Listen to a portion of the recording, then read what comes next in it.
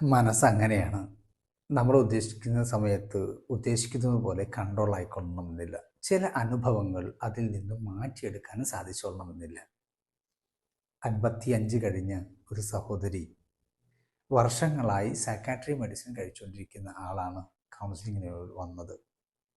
ഇരുന്ന് സംസാരിക്കുമ്പോൾ മനസ്സിലായ ഒരു കാര്യം, തൻ്റെ 21ാമത്തെ വയസ്സിൽ ഗർഭിണിയായിരിക്കെ ആ സഹോദരിയുടെ ചാരെ ആ സ്ത്രീ അറിയാതെ ഒരാൾ വരികയും അയാൾ വേണ്ടാത്തത് അഥവാ സെക്സ്വൽ അബ്യൂസ് ചെയ്യുകയും ചെയ്തതിൻ്റെ പേരിൽ പുറത്താരോടും പറയാൻ പറ്റുന്നില്ല.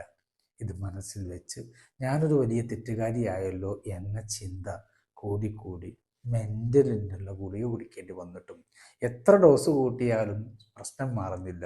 ഇരുന്ന് കാര്യങ്ങൾ അന്വേഷിച്ച് അവർ തുറന്നു പറഞ്ഞപ്പോൾ തിരിച്ചൊരു മറുപടി, പടച്ചവൻ്റെ മുമ്പിൽ നിങ്ങൾ വലിയ സ്ഥാനമുള്ള ആളാണ്. സ്വയം ചെയ്യാത്ത തെറ്റിൻ്റെ പേരിൽ ഇത്രയേറെ നിങ്ങൾ സങ്കടപ്പെട്ടുവെങ്കിൽ അള്ളാഹുവിനെ ഏറ്റവും ഇഷ്ടപ്പെട്ട ആൾ നിങ്ങളായിരിക്കും എന്നൊരു വാക്ക് കേട്ടപ്പോൾ ഞാൻ രക്ഷപ്പെടും എന്നാണ് ഉസ്താദ് പറഞ്ഞത്.